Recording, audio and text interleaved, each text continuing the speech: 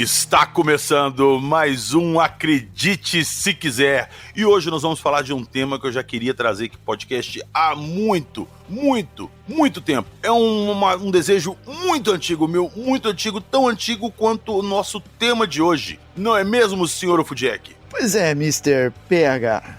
Eu estou aqui, apesar de estarmos gravando de manhã, graças a Deus. Esse é um tema que sempre me, assim, digamos, me deixa assim meio PH durante a noite falando de ufologia, sabe? Cara, eu vou te falar que é um tema assim que eu gosto muito e eu não tenho muito receio, muito medo pra gravar essa noite não, sacou? Eu tenho isso, mas assim, como uma história mesmo, um mito, uma lenda. Mas nós vamos tirar essa dúvida de hoje com o nosso convidado, Douglas. Seja muito bem-vindo novamente. Podem entrar na minha casa. Vocês estão liberados. E aí, gente, obrigado pelo convite. É um tema que eu adoro. Já editei alguns livros e quadrinhos com este tema, então eu gosto muito. O Douglinhas, nascido em 1980 e que cresceu vendo filme de vampiro, vai adorar gravar esse podcast. Pô, eu também eu gosto muito, cara. Então, eu convido nossos ouvintes que precisam ser convidados a entrar em nosso estúdio de gravação e acompanhar esse episódio daqui a pouquinho, logo depois da nossa vinheta.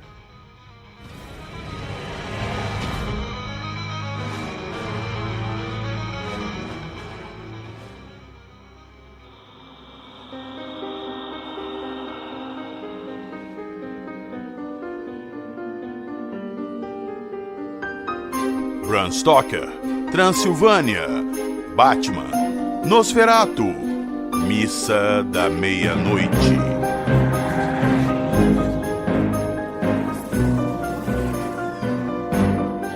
Acredite se quiser.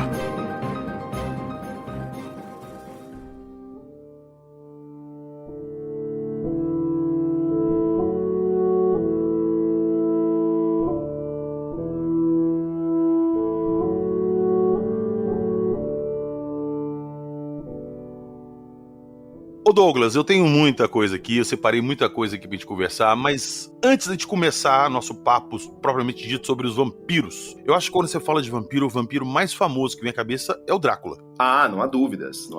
Ele é o grande vampiro da cultura pop, né? Mas ele não foi o primeiro, isso é importante as pessoas entenderem. Isso que eu ia perguntar, se ele foi o primeiro. Não, ele não foi nem o primeiro na literatura e nem é o primeiro quanto o mito do vampiro. O mito do vampiro é muito mais antigo. Muito mais antigo. Ele, pra mim, tinha começado com aquele empalador, o Vlad Tepes, que tinha mania de empalar o povo. Não. Na verdade, o empalador, ele foi, digamos assim, a origem, a explicação para qual o Bram Stoker utilizou como a referência histórica do seu Drácula, né? Entendi. Porque ele era uma figura icônica na Europa naquele momento. Mas ele, quanto personalidade, ele não era considerado um vampiro, né? Isso aí foi depois do Drácula. A origem do vampiro, do vampirismo, ele é muito forte no leste europeu, né? Não é à toa que nós vamos ter a casa do Drácula sendo na Transilvânia. E ele já permeia os mitos eslavos, russos, inclusive islâmicos, há muito tempo antes. Nós temos mitos de figuras semelhantes ao vampiro há milênios já. Ele é tão antigo quanto o lobisomem. Tem até essa relação, né, que vampiros e lobisomens são inimigos, assim, naturais de muito tempo. Sim, mas essa inimizade, por assim dizer, ela começa muito nos momentos mais recentes, já de cultura pop, quando eles começam a cruzar os mitos, né? Por exemplo, assim, para situar as pessoas, né? Na década de 30, os estúdios da Universal fizeram os monstros da Universal. E aí foi onde todo o Ocidente tomou conhecimento, assim, de maneira plena, através do cinema, sobre vampiro. Depois a gente fala de Drácula. Vampiro, lobisomem, Frankenstein, monstro do lago. E aí é onde ficou famoso na cultura pop. Né? Tanto que tiveram dezenas de filmes do Drácula, dezenas de filmes do Frankenstein, vários filmes do lobisomem. Então, assim, ele permeou a literatura, cultura pop em geral, bonequinhos, colecionáveis e tudo. Então, na nossa história recente, tudo que a gente conhece de Drácula e tal, ele é muito inspirado nos filmes dos anos 30. Dos anos 30, dos anos 50, ali.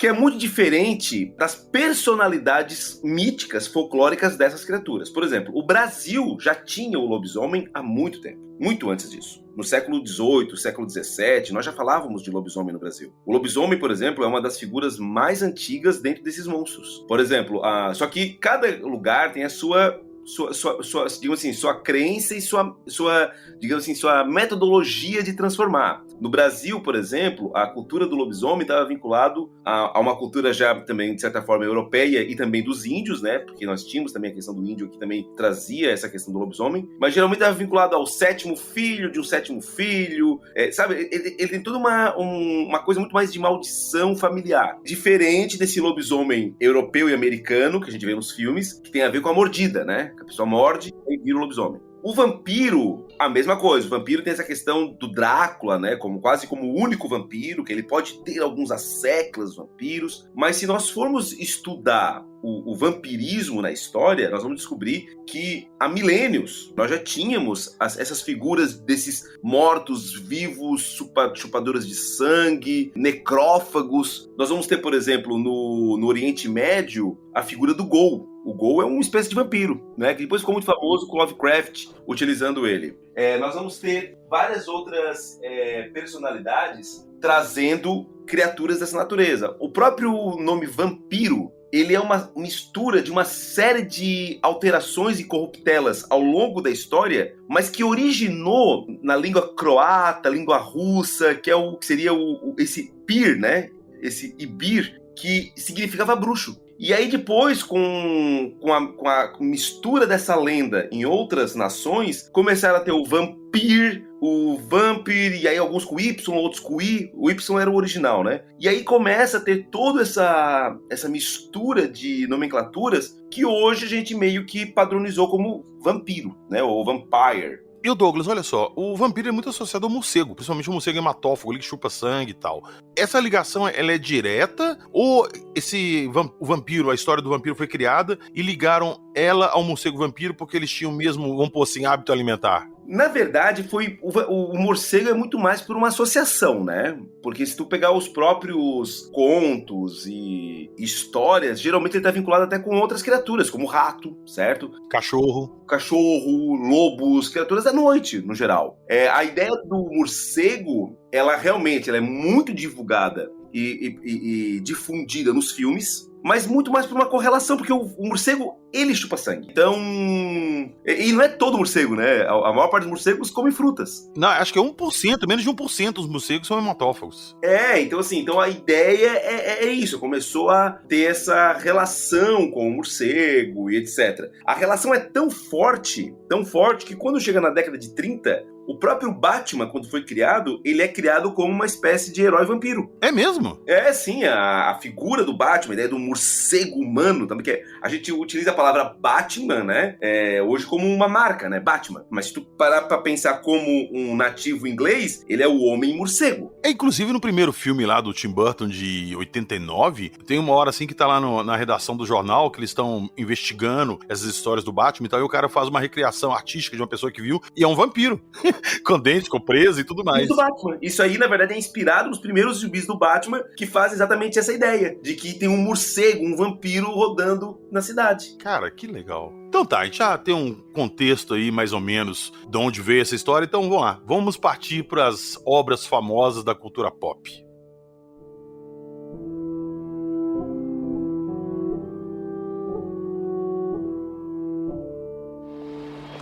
Droga, Knox. Oi, Tenente Eckhart. Eu ouvi dizer que o morcego atacou outra vez. Foram 8 aparições até agora em menos de um mês. Eu soube que o comissário mandou abrir o inquérito, é verdade? Desculpe, Knox. Eles escorregaram numa casca de banana. Eu juro pra Cala você, a boca, vamos andando. Era um morcego gigante, era. Não vai escrever isto no seu jornal, Knox. Vai arruinar a sua reputação. Tenente, os marginais dessa cidade estão mortos de medo. Sabe o que eles dizem? Dizem que ele não morre. Dizem que ele bebe sangue. Ora, E que ele... você não sabe o que diz, Knox. E pode escrever o que eu disse. Tenente, há um morcego de 2 metros de altura na cidade. Ele está na folha de pagamento da polícia. Quanto ele está ganhando? E ele paga imposto?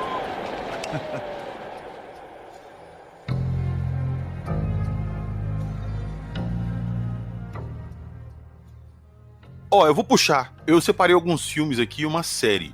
Depois que eu separei isso aqui, tem outros, mas é impossível falar de tudo que a gente gosta aqui sobre vampiro num episódio só. Então já fica até a dica. Se a galera gostar desse episódio, a gente volta em outro pra falar de outros filmes, tá? Mas um filme que eu gosto muito, na verdade não é um, são dois. Na verdade são três, mas o terceiro ali é um remake de 2011 e eu prefiro não falar sobre ele, tá? Vamos nos ater aos originais, que é A Hora do Espanto, meu amigo. 1 e 2. Eu amo esse filme de vampiro. Amo!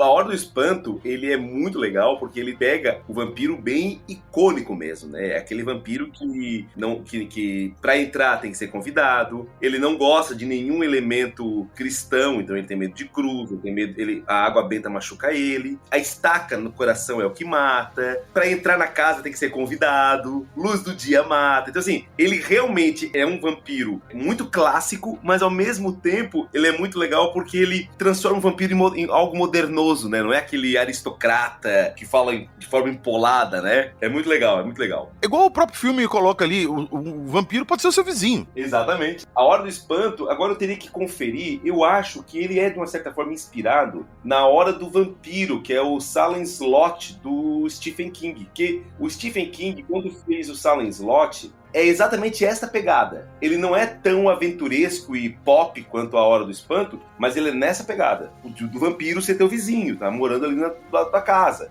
Só que no Salem Slot, o vampiro ele não é modernoso, o vampiro ele é mais clássico. Cara, eu acho esse filme muito legal porque tem eu esqueci o nome dele no filme ali, que ele é um caçador de vampiros de um programa de televisão. E quando o protagonista do filme ele descobre que o vizinho dele é um vampiro, ele vai atrás desse cara, porque é a referência dele que ele tem de caçador de vampiro. E o cara é um bosta.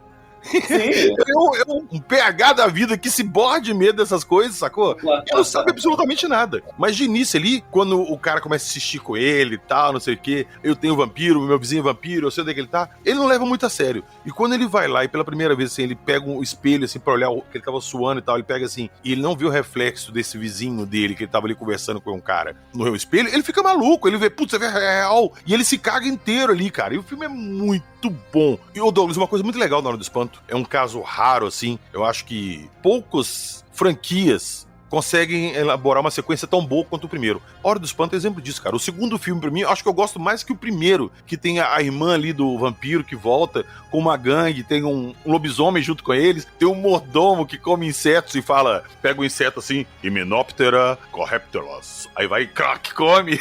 Eu acho muito foda, cara. Esse servo é inspirado no mesmo servo do Drácula. Sim. Que é o que come os insetos também, as criaturinhas. Pô, muito bom, cara, muito bom.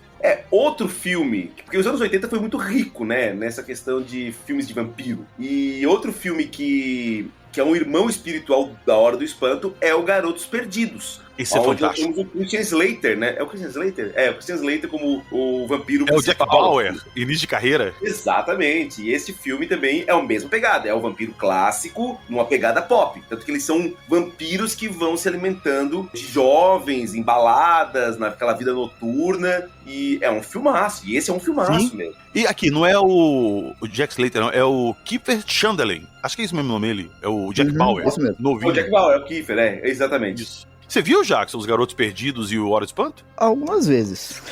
Ah, finalmente. Passava muito na sessão da tarde, né, Jackson? Pois é. Garotos Perdidos é muito bom, tem a sequência, o Garotos Perdidos 2, mas, putz, não chega nem perto do primeiro, nem perto. Não, nem chega. Agora, falando em filme de vampiros, que aí já entra nos anos 90, pra mim ainda é um dos melhores filmes, se não o melhor. Eu fico na dúvida entre este e o Entrevista com o Vampiro, que daqui a pouco nós vamos falar. Putz. Mas é o Drácula do Bram Stoker, né? Ah, não, esse é clássico. Putz, esse é absoluto. Ele e o Entrevista com o Vampiro, meu amigo, só acho que os dois ali top de linha de filme de vampiro, sacou? Eu acho que ainda gosto mais... Isso que eu ia falar. Eu também prefiro mais o Entrevista com o Vampiro. Eu acho ele muito mais fechadinho, explora muito mais aquele universo, conta uma história de muito tempo, até eles chegarem hoje. Eu acho aquilo muito bom, ele cara. É perfeito. A música, a trilha sonora, tudo. E eu posso dizer, assim, ó, que o Drácula do Bram Stoker é muito bom, mas o livro é melhor, entende? É muito bom, não há dúvida. Mas o livro do Drácula do Bram Stoker ainda é melhor. Porém, o Entrevista com o Vampiro, o filme é melhor do que o livro. Eu gosto do livro, mas o filme é melhor. Cara, esse filme é fantástico. Inclusive, ele tem uma sequência também que muita gente nem sabe que se trata de uma sequência do Entrevista com o Vampiro. É da Anne Rice também, da mesma escritora, que é o Rainha dos Condenados. Não, tem duas. Tem uma que é a Rainha dos Condenados, tem uma outra também, que conta mais a história do Lestat. Acho que é Vampiro Lestat, algo assim que... Esse eu não conheço. São adaptados também dos livros. Aí, nesses casos, os livros são melhores. Cara, eu acho o Rainha dos Condenados muito legal, porque os vampiros, eles despertam nos nossos dias atuais, e pra chamar a atenção da sociedade, eles montam uma banda, cara. E a banda, putz, estouradaça. Foda. Muito foda aquele filme. Acho que a trilha sonora também é fantástica. Gosto muito. Eu acho que eu tô confundindo. Na verdade, o Rainha dos Condenados, ela junta 2 livros. Ela junta o livro do Vampiro Lestat e do Rainha dos Condenados. É por isso que eu tô confundindo. Na verdade, só tem mais um filme. É verdade, só tem mais um filme. É, exato. Que eu lembro ali, só teve esse, que muita gente nem sabia que era a continuação, sacou? Sim, continuação. Ela adapta 2 filmes, 2 livros. Isso. Uhum. Os filmes de vampiro que eu assisti, vocês já falaram aí, né? Mas eu lembro que vampiros são figurinhas repetidas e carimbadas exaustivamente no Sobrenatural, né? Poxa vida! Foda. Cara, inclusive, na primeira temporada, num dos últimos episódios, tem um episódio envolvendo um vampiro que é muito bom, que eles descobrem que a legendária Colt, que teoricamente pode matar qualquer coisa, que eles querem pegar ela pra matar o Azazel, tá na posse de um clã de vampiros, cara. E eles vão atrás desse clã de vampiros pra pegar a Colt. Cara, que episódio foda. Se eu não me engano, é o 19 da primeira temporada. É muito bom. Assim, se a gente for pensar filmes, né, na década de 2000 em diante, a gente começou a ter uma desconstrução do vampiro, né? Nós vamos ter, por exemplo, aquela série de filmes que eles... Agora me esqueci o nome, que são vários vampiros contra os lobisomens. Underworld, que é meio inspirado na estética até do Matrix, né? Todos eles de roupa de couro, tal, aquela pegada. Assim, ele é super datado, eu gosto desses filmes, né? Mas eles são, na verdade, já começa ali uma desconstrução do vampiro, né? A ideia de um vampiro realmente já como algo vinculado a algo, quase como uma seita, eles vivendo em paralelo, eles utilizando a tecnologia... E ali tem um cruzamento bastante interessante do vampiro com o lobisomem, como se eles tivessem a mesma origem, né? Eles tentam criar uma ideia de origem medieval, onde eram 2 filhos, um nasceu com poderes de morcego e outro com poderes de lobo. Então tem toda essa pegada. Não podemos esquecer que nós vamos ter o Crepúsculo, né? Que é uma fanfic. Esse aí não passou nem no meu radar. E o Crepúsculo, ele é uma fanfic. Ah, pô, o vampiro brilha na luz do sol, velho! Vai se fuder! Não! A autora, ela foi muito inteligente, digamos assim, porque ela queria, não sei se você sabe dessa história, mas ela queria fazer uma fanfic, ela faz uma fanfic dos 50 Tons de Cinza. Ah, puta merda, piorou mais, agora que eu não gosto mais ainda. Ela fez uma fanfic dos 50 Tons de Cinza, e aí ela adaptou pra essas figuras do Crepúsculo, entende? Ah, não, cara. Crepúsculo ninguém merece, Douglas. Você não precisava me fazer passar por isso. Não precisava. A gente tava indo tão bem, tão bem. Pegar. Desculpa. Na verdade, eu dei a informação errada. Talvez piore ainda mais, tá? O Crepúsculo criou os 50 Tons de Cinza, porque os 50 Tons de Cinza é uma fanfic do Crepúsculo, não o contrário. Socorro. Ô, velho, você piorou muito a parada, você piorou demais. Ou seja, demais. Além do Crepúsculo ter feito o vampiro brilhar, e outra coisa, tem coisas problemáticas, porque se tu parar pra pensar, olha só o inferno que é aquele garoto lá, o personagem principal, os personagens, eles estão eternamente presos ao ensino médio. Começa por aí. Ô, Douglas, você vai ficar aqui falando de Crepúsculo? Eu preciso, porque não precisa. Eu não posso sofrer sozinho. As pessoas têm que sofrer um pouquinho comigo isso. Não. Além de ele ficar eternamente preso no ensino médio, eu tenho certeza que o ensino médio foi horrível pra todo mundo. Ele ainda se relacionava com adolescentes. Aquele filme ele é todo errado em vários níveis. Ah, não, velho. Não, chega. E criou os 50 Tons. Não, chega. Vamos fazer o seguinte, vamos jogar o nível lá pra cima de novo. Eu quero recomendar uma série, eu não sei se todo mundo aí que tá escutando ou vocês mesmos assistiram, não é uma série tão conhecida assim, mas foi uma série que quando saiu, me indicaram, eu não levei muita fé e quando eu assisti, eu fiquei assim, surpreso. Tinha muito tempo que eu não via uma coisa tão legal e original com vampiros. que é uma série da Netflix, acho que é do Michael Flanagan, do mesmo lá da Residência Rio e tudo, que chama Missa da Meia-Noite. Vocês já viram? É maravilhoso isso. É incrível. É inspirado Cara, no livro. Você já viu, Jackson, Missa da Meia-Noite? Não. Cara, é simplesmente foda. Tá, o final ali poderia ter sido um pouquinho melhor, que eu achei um final muito padrão pra uma ideia fora da caixa igual eles tiveram, sacou? É uma ideia muito comum ali o final. Não vou dar spoiler, só de eu tô falando que é de vampiro já é spoiler. O fato de dizer que é vampiro já é um spoiler, mas tipo assim, não vai estragar a experiência de ninguém. Porque depois que, assim, pra quem viveu aquele momento, não dizia que era de vampiro. Era uma série do Mike Flanagan, que já tinha feito outras 2 séries de suspense e terror muito boas mesmo, que eram também antologias, tanto que ele utiliza até os mesmos atores. Então, quem foi lá assistir, foi assistir porque sabia que era uma série sobrenatural e beleza, do cara, que era bom. De repente, vira a chave e aí tu descobre que tu tá fazendo uma série de vampiro. Se não me engano, são 6 ou 7 episódios a série. É depois da metade que tu descobre que é de vampiro. Você vai descobrir que são vampiros depois do 4º episódio. Cada episódio é tipo 1 hora. E você fica ali se perguntando o que tá acontecendo, cara. Até a capa, hoje em dia, consta que é de vampiro. Nossa, é muito bom, cara. Aquilo ali é muito bom mesmo. Igual eu falei, pra mim é uma das coisas mais originais e legais que eu vi de vampiro nos últimos anos. Ninguém conseguiu fazer alguma coisa naquela linha ainda não. Tem uma coisa muito boa de vampiro recente. Recente não, é dos anos 2000 também. Que é muito bom, que é inspirado num gibi. 30 Dias de Noite. Isso é muito bom, cara.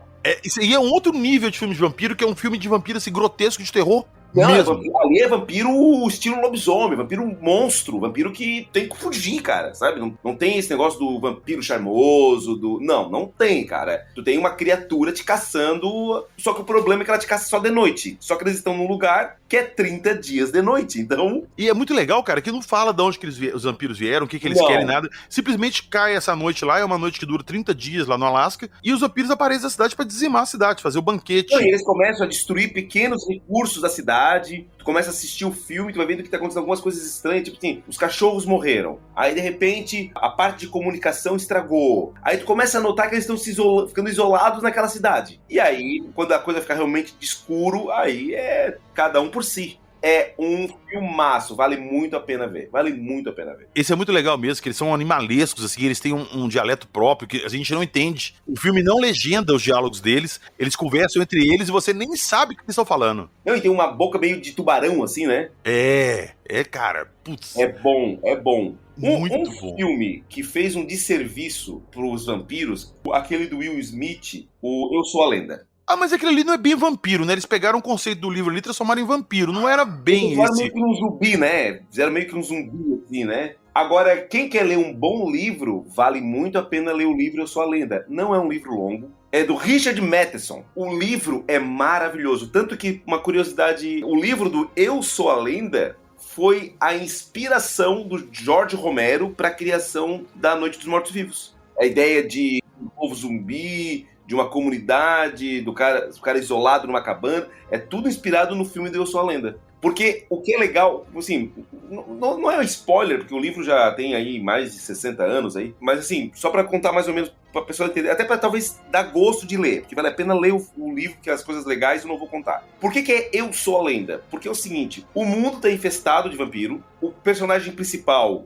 que foi interpretado pelo Will Smith, né, é aquele mesmo personagem, só que não é, ele tá preso na casa dele, certo? E todo mundo é vampiro, só que aquela mesma história, vampiro que só sai à noite, aquele negócio todo. O problema é que o que ele faz? Durante o dia, ele vai caçar esses vampiros e vai matando esses vampiros, certo? Que estão lá escondidos, dormindo e tal. E começa a haver uma espécie de mutação onde alguns desses vampiros estão começando a poder andar de dia, poder ir até a casa, ser menos animalescos. E aí mais pro final do filme, do livro, ele descobre que é o seguinte: a sociedade se reconstruiu. Só que agora numa nova sociedade, numa sociedade vampírica. Quem é o monstro é ele. Porque agora esses vampiros já vivem como sociedade, só que toda vez que eles dormem, tem um maluco matando eles durante o dia.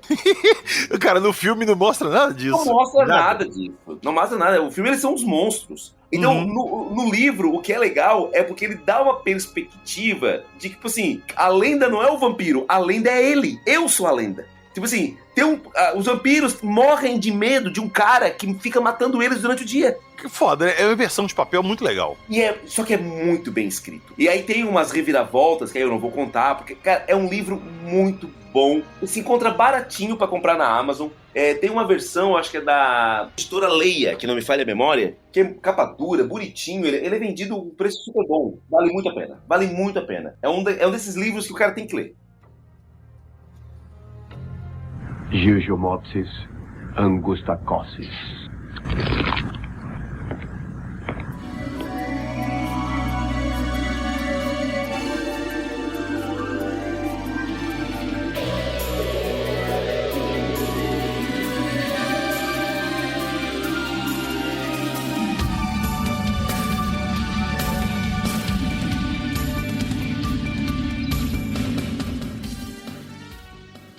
Ô Douglas, fugindo um pouquinho ali dos filmes e séries, eu quero puxar agora pra uma outra mídia. Eu gosto muito, mas é muito mesmo. Tanto que é um jogo que eu me obrigo a jogar ele todo ano até o final, que é o Castlevania Symphony of the Night. Já jogou? Eu nunca joguei, sei como é que é, conheço, mas eu nunca joguei. Mas eu assisti aquela série de desenho da Netflix, eu gostei. Cara, a série não chega nem perto do jogo. Já jogou, Jackson, o Castlevania? Não, esse não. O Castlevania tem vários jogos, vem desde o Nintendinho lá, o Castlevania com Simon Belmonte e a saga da família dele tentando destruir o Drácula e tal, mas pra mim o ápice dessa franquia é esse jogo que saiu em 97 pro PlayStation 1, Castlevania Symphony of the Night. Cara, você é o Alucard é Drácula, ao contrário, tá?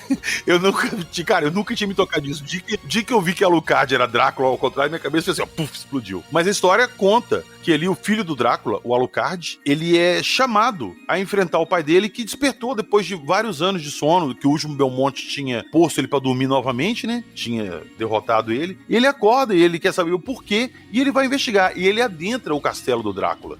E, cara, é maravilhoso que o castelo é gigantesco, é muito grande, e é um jogo estilo Metroidvania, que é aquele estilo que é baseado no Castlevania, Symphony of the Night, e no Metroid. É por isso que chama Metroidvania, de Metroid com Castlevania, que é aquela parada do jogo que você começa ali com pouca coisa, e à medida que você vai explorando, você vai ganhando upgrades e poderes, que você tem que voltar em áreas que você já tinha visitado, mas você não tinha acesso a coisas ali que tinha na área. Então, por exemplo, você começa a jogar, você é só uma pessoa ali com espada, um escudo na mão, algumas magias, poucas. À medida que você vai evoluindo, você começa a pegar a transformação de lobo, de morcego, de névoa. Então, com essa habilidade, você consegue voar pra cima do castelo, você consegue atravessar paredes com a névoa, você consegue passar por um lugar estreito com o cachorro. Cara, o jogo é maravilhoso. E o mais legal é que muita gente não sabe, quando joga a primeira vez, você joga e tudo ali, mata o Drácula, maravilha. Só que aí depois você vai descobrir que o Drácula ele tava controlando uma outra pessoa, que era o Simon Belmonte, e quando você destrói esse controle, o Simon te avisa que o Drácula não tá ali naquele castelo, ele tá num outro castelo, que é o mesmo castelo que você jogou, invertido. E cara, você refaz o castelo todo de cabeça pra baixo. É fantástico. Então, Douglas, se você não jogou, Senhor Fudiek, se você não jogou, corram atrás. Castlevania Symphony of the Night, inclusive é um tema, um jogo que merecia um episódio aqui. Ainda vou vir aqui no episódio só do Castlevania, que vale muito a pena. É que o Douglas adolescente, ele tinha Mega Drive. Então, tá. eu me lembro que meus amigos jogavam, os que tinham Nintendo. Já era do PlayStation.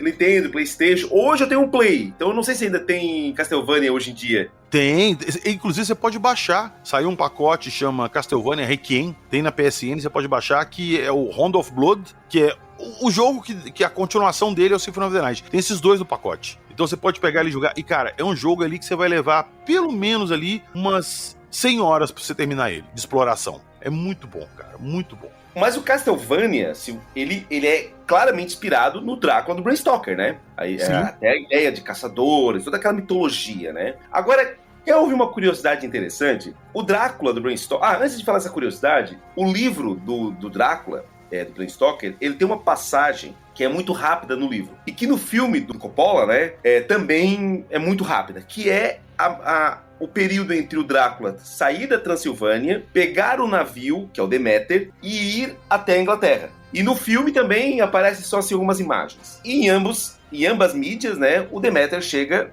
como fosse um navio fantasma, com todo mundo morto, e chega na costa da Inglaterra, e aí o Drácula já tá lá. Recentemente, acho que faz uns 2 anos, fizeram um filme sobre o Deméter. Chegaram a ver esse filme? Não, tem esse filme? Ele tá na Netflix agora. Assim que terminar o episódio, vão assistir. Se chama A Última Viagem de Deméter. Exatamente. Saindo do episódio, gente, vão assistir. Tem na Netflix. Eu acho que todo mundo hoje em dia tem Netflix. É porque no livro ele cita que o Drácula, ele teve que ir de navio lá, porque teve que levar terra lá da terra dele, tudo em caixões e tal. O filme Sim. respeita isso. Ele só tinha a força dele ali dormindo na terra, material terra da terra da natal dele. Transilvânia. Ele é preso à terra da Transilvânia, né? Exato. E essa viagem de navio, como ele é um vampiro ali, a viagem duraria meses naquela época, ele passa ali, ele é transportado como uma carga, só que ele sai desses caixões cheios de terra e vai atacando a tripulação do navio ali um por um pra se alimentar. E eles vão sumindo, cara. Putz, acabando aqui, eu vou pegar... Hoje a pipoca e a coca é garantida. É um filmaço. E o filme não é ruim, tá? É um filmaço, é muito bom.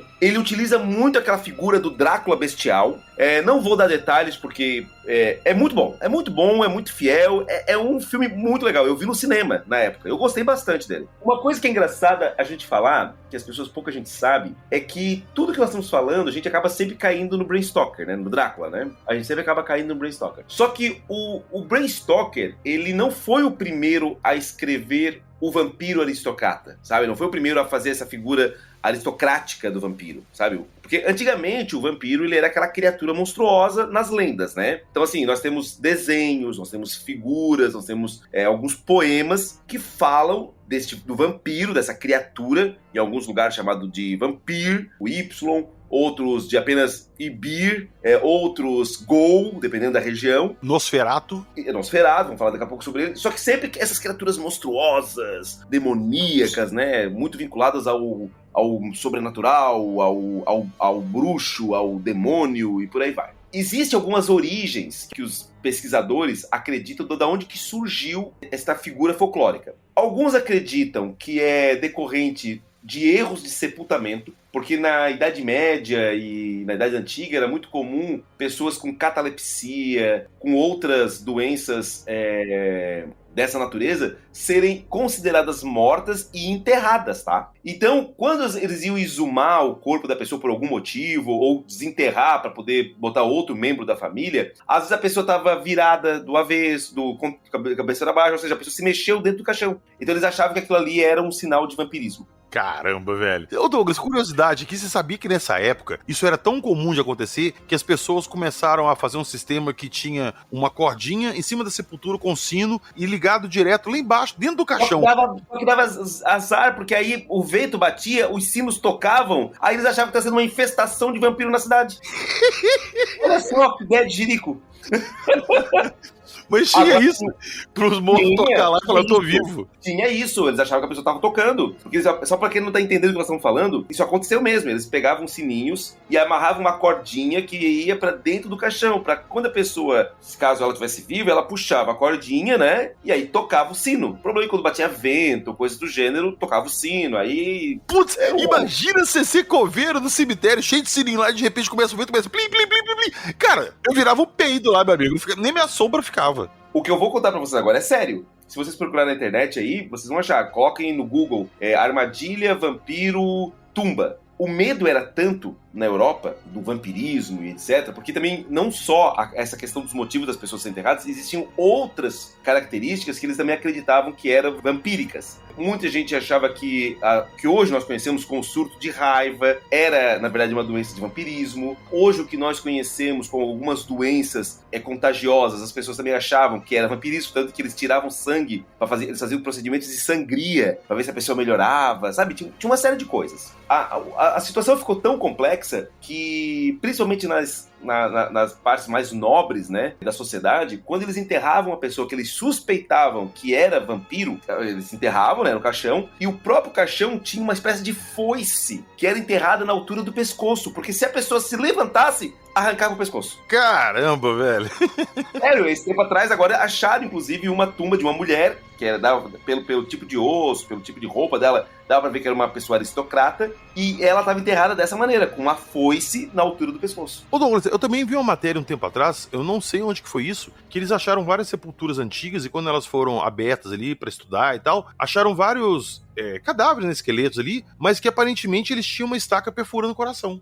É porque uma das técnicas de matar o vampiro é perfurar o coração dele enquanto ele está dormindo ou Sim. em repouso. Então não é de se estranhar que pessoas que eles desconfiavam serem vampiros, eles tenham feito isso após a pessoa ter morrido.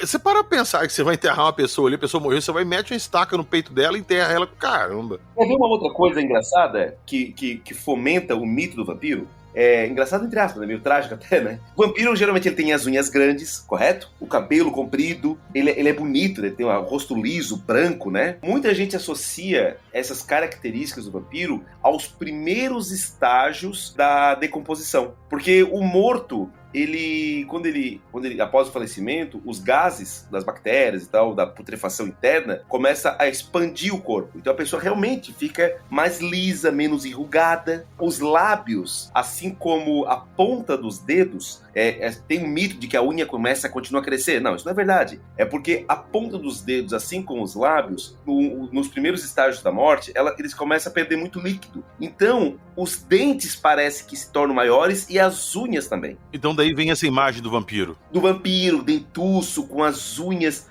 mais proeminentes. Porque isso, na verdade, é a figura do morto, recém-morto. Entende? Então, por isso que muitas coisas que a gente tem associados com vampiro, ele, na verdade, ele está vinculado muito mais aos primeiros estágios da putrefação humana. A verdade é essa. Cara, você citou esse negócio de putrefação, de aparência decrépita e tal, de defunto. Eu não sei se você já viu um filme chamado... É o antigo, tá? Acho que teve um remake recente com Johnny Depp, não é esse. Chama Na Sombra do Vampiro, com William Dafoe. Ah, esse aí deixa eu contextualizar para as pessoas. Posso, rapidinho? Claro, esse filme é fantástico. Quando Drácula foi escrito pelo Bram Stoker, ele fez muito sucesso. Depois eu vou falar de um livro que saiu 80 anos antes do Drácula. O próprio Drácula é inspirado nesse livro e tem uma história incrível sobre ele. Depois eu vou falar sobre ele, tá? Mas quando Drácula saiu, ele foi um grande sucesso na Europa. A gente tem que lembrar que... Por que os gibis faziam tanto sucesso antigamente? Por que os livros faziam tanto sucesso antigamente e cada vez menos hoje? Porque hoje nós temos outras coisas a fazer além de ler. A gente tem televisão, tem celular, sabe? E antigamente a pessoa queria fazer alguma coisa gostosa, ia ler. Queria sair um pouco da realidade e ia ler. Então, era uma grande mídia. E o Drácula fez um grande sucesso. E aí teve um diretor alemão que ele resolveu tentar adaptar, porque o cinema alemão era o cinema mais poderoso que tinha na época no mundo. Muito antes de Hollywood. Depois Hollywood ficou maior. Mas na época era o cinema alemão. E ele tentou adaptar o Drácula para o cinema. A família do Bram Stoker, que era o autor, não deu os direitos. Aí o que ele fez? Ele tava com muita vontade de fazer esse filme. Ele pensou, vou trocar os nomes, manter a história e fazer o meu filme. Obviamente foi um plágio. Ele criou o Nosferatu. Mas o Nosferatu, a aparência dele é muito diferente do vampiro clássico que a gente conhece. Tanto que o Nosferatu, ele se tornou a base do vampiro grotesco nos dias atuais. E ele é um filme que ele teria sumido se não fosse algumas cópias que foram preservadas. Porque a família do Bram Stoker, na época, descobriu o filme, embora fosse na Alemanha, ele fez muito sucesso. Então, vários outros países começaram a reproduzir o Nosferatu. E ela entrou com uma ação processando e mandando destruir as cópias. E ela ganhou o processo, a família do Bram Stoker. Então foi obrigado não só a indenizar a família, parece que eles nunca indenizaram, mas foi obrigado a destruir todos os filmes. Mas como os filmes já tinham ido para outros países, esses outros filmes foram preservados. Por isso que nós temos hoje o Nosferatu clássico, inclusive no YouTube. Cara, inclusive nesse filme A Sombra do Vampiro, a história é que eles estão fazendo esse filme, Nosferatu, eles estão gravando esse filme, e o ator que eles chamam é um vampiro de verdade. Porque é um mito que existia, cara. Não é uma ideia nova desse filme. O filme da Sombra do Vampiro, que é um filme incrível, ele conta como se o filme do Nosferatu fosse, na verdade, sendo filmado um vampiro de verdade. E ele tem uma frase mais ao final que porque o vampiro começa a comer e matar as pessoas da produção do filme. E aí o diretor, né, chega pra ele e fala assim, tu é um monstro. Aí ele falou assim, eu sou um monstro? Eu só estou fazendo aquilo que eu faço. Tu sabia que eu era um vampiro? Quem é o monstro que me botou aqui junto com teus amigos? Cara, esse filme é muito foda. Putz, Ele é muito foda. Bom. Ele é muito bom, vale muito a pena ver. Mas só pra vocês saberem, essa história de que o Conde Orlok, ele na verdade era um vampiro real, não é desse filme, tá? Isso já era um mito que acontecia lá no início do século, porque o ator que fez o Conde, ele não era muito conhecido. E a maquiagem é perfeita, é muito boa. E eles achavam que ele realmente era um vampiro. Era um mito que existia, eles achavam que ele era um vampiro. Esse filme, ele apenas colocou no cinema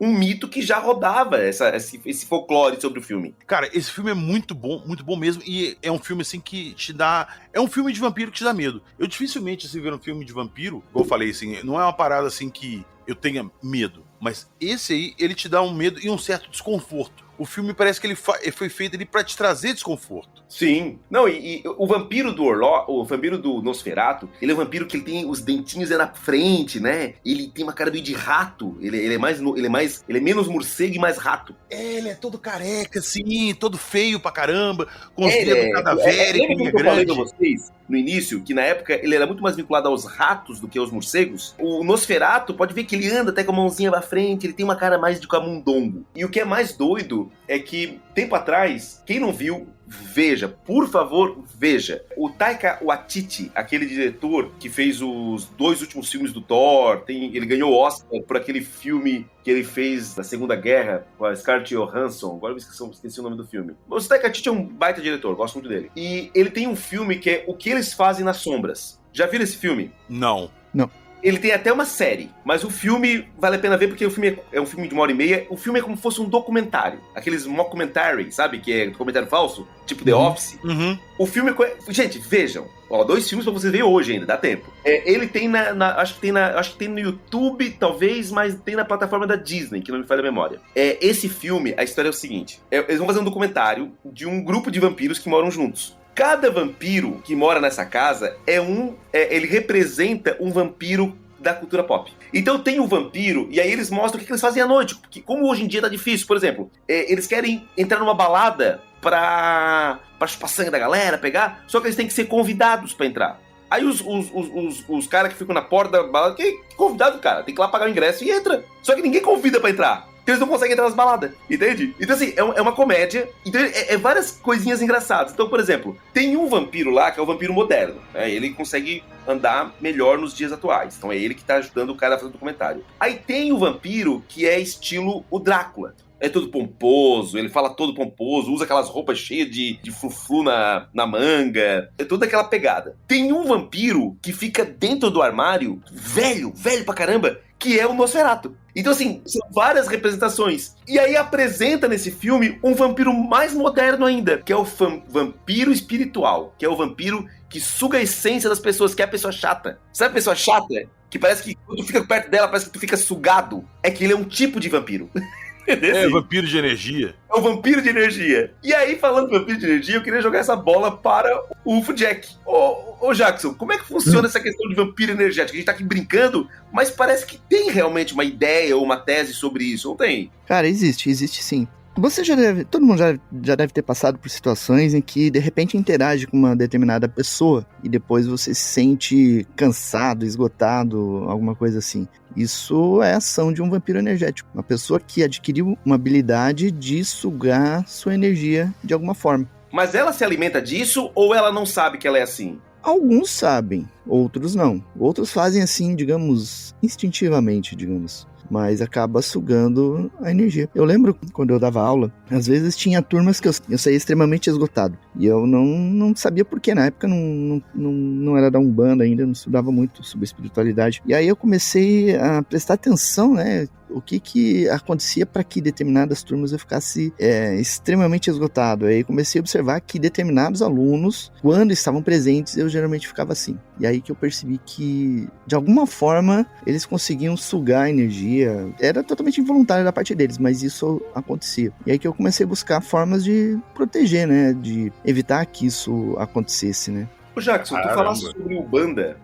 Vocês viram o filme Pecadores? Putz, Douglas, eu ia falar desse filme agora. Eu assisti ele tem umas 2 semanas com minha mulher e eu gostei demais, cara. Maravilhoso, né? Maravilhoso. E ele trabalha muito com essa questão de religião de matriz africana como um embate contra os vampiros, né? Então eu achei muito legal essa... A gente tá muito acostumado a ver sempre a religião cristã como combate aos vampiros. Mas a gente não pode esquecer que várias outras religiões e culturas têm seus vampiros, né?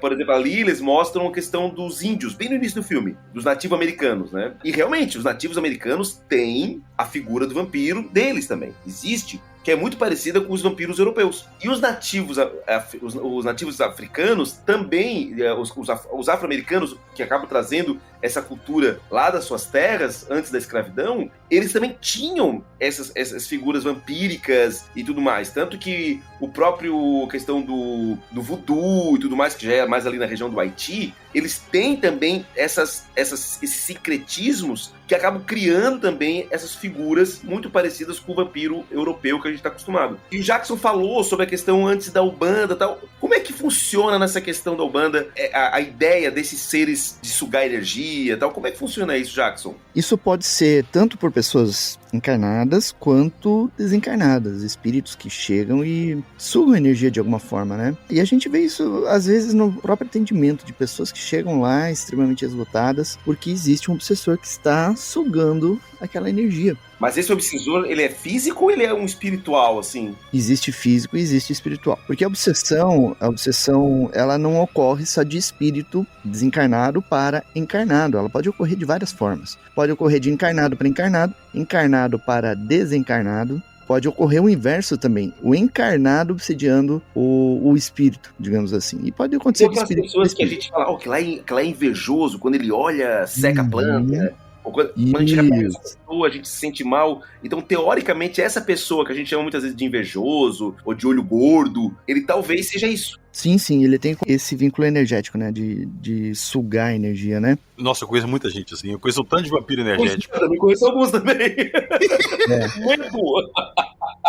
Quando você tem uma pessoa, por exemplo, ela te fez alguma coisa assim. E de repente ela desencarna. E aí você fica, digamos assim, xingando aquela pessoa que morreu por muito tempo, fica com aquele sentimento, não consegue perdoar, ela já morreu e você está remoendo aquilo. Isso é uma forma de obsessão em cima daquele espírito que já foi, daquela pessoa que já desencarnou. Então, é uma forma de obsessão também.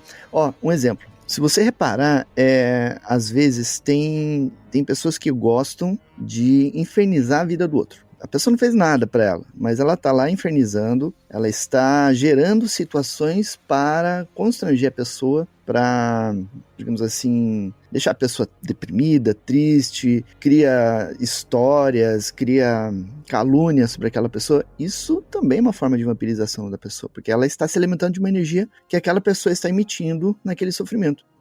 Abram o olho com os vampiros energéticos. Come out, wherever you are.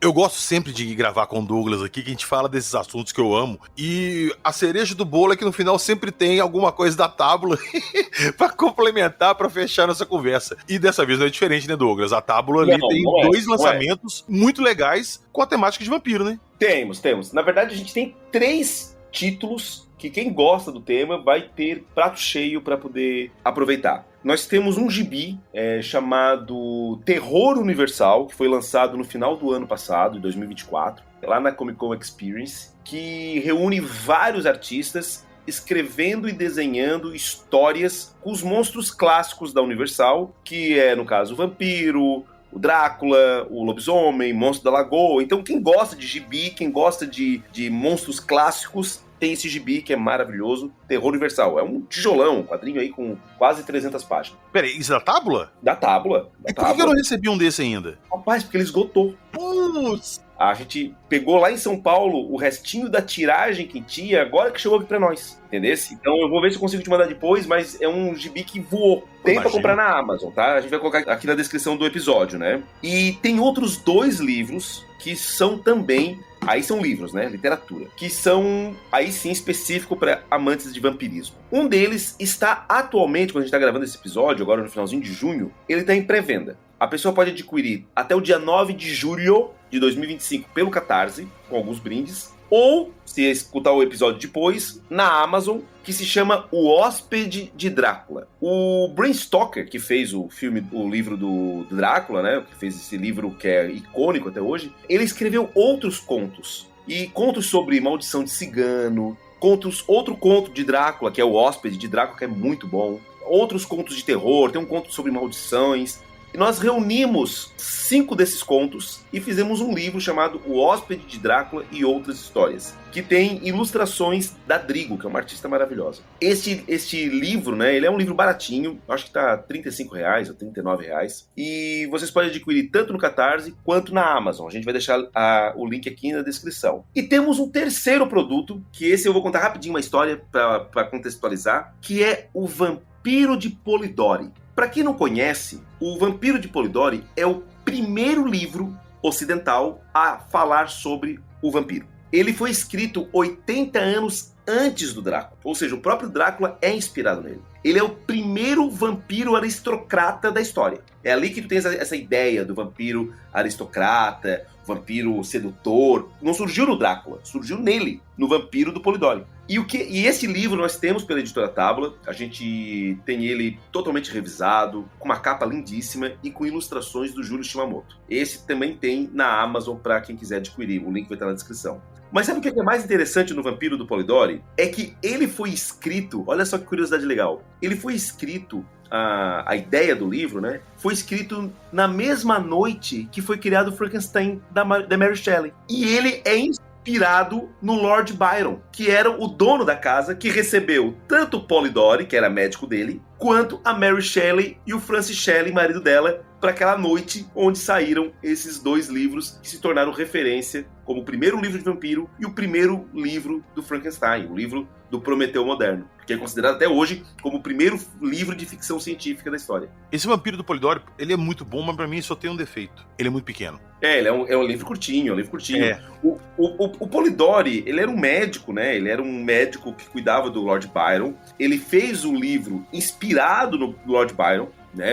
Esse aristocrata, sedutor, mulherengo é o Lord Byron, né? Que era um poeta muito famoso, até hoje é muito famoso. O Francis Shelley, acho que é Francis o nome dele, que era na época o noivo e depois virou o marido da Mary Shelley. Ele era também poeta e o Lord Byron fazia festas na casa dele. Na época, isso lá em idos de 1820, teve uma explosão vulcânica muito forte. Eu não me lembro se foi o Vesúvio, eu não me lembro agora qual foi o vulcão. E a Europa ficou por quase 2 anos na escuridão, praticamente. E o tempo estava muito ruim por causa disso, então eles não foram fazer os passeios no lago e tal, e estava com muita chuva, muito escuro, muita fuligem, eles ficaram em casa. E aí, para fazer alguma coisa diferente, eles fizeram um concurso de, cada um vai contar uma história hoje aqui. Aí cada um foi pro seu quarto, criou uma micro-história, que depois acabou virando poemas e livros. A micro-história da Mary Shelley, que na época ainda não era Shelley, foi o Frankenstein. A micro-história do Polidori foi o Vampiro.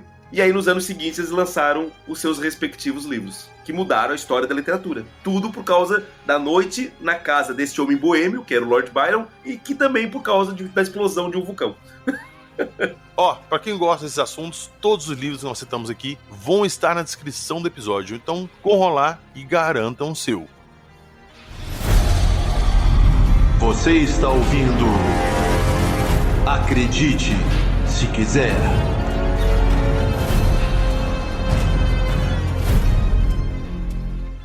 Então foi isso, hoje falamos sobre vampiros, essas figuras sempre presentes na cultura pop e que nos trazem muitas coisas diferentes e interessantes. São várias interpretações desse mito que a gente tem aí na cultura pop. Douglas, queria te agradecer muito sua presença aqui, meu amigo, tamo junto, e aproveitar sua presença aqui só para fazer algumas pequenas correções ali sobre o que nós já falamos sobre o nosso evento, que vai rolar dia 12 de julho aqui em Belo Horizonte. Primeiro, não é na Savassi.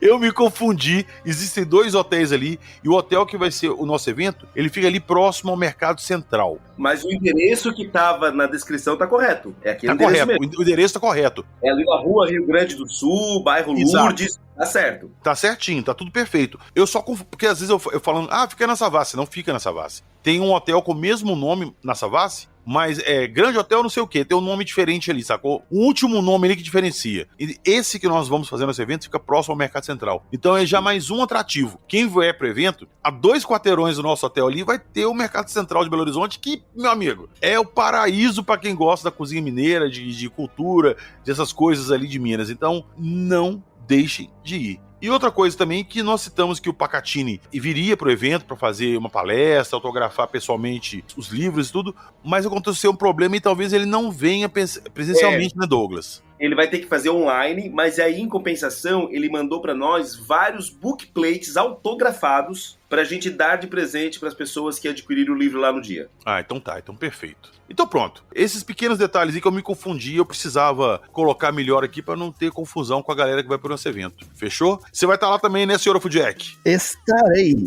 Aí sim, aí E vai sim. ter eu também, vou estar lá também. Vai estar todo mundo. Eu tô intimando a galera toda, já tem uma galera em peso ali do Acredite Se Quiser, que já tá com passagem comprada, tudo garantido, então vai ser muito bacana poder ver todos vocês lá. Espero todo mundo lá, vai ser muito legal mesmo. Allow me to introduce myself.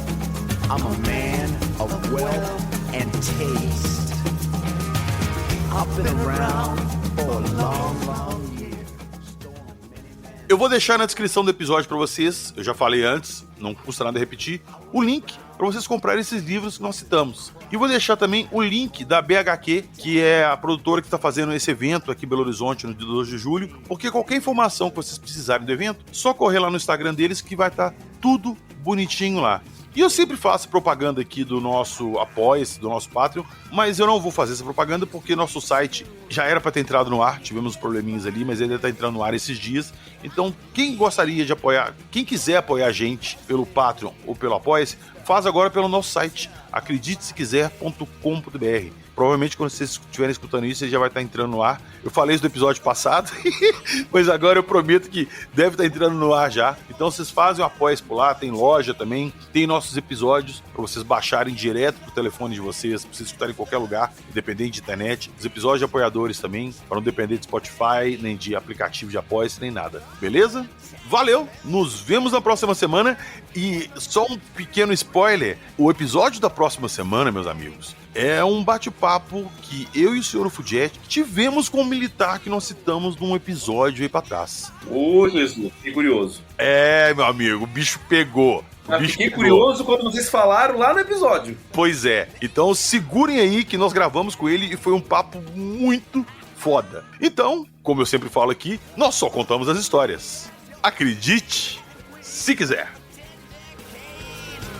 God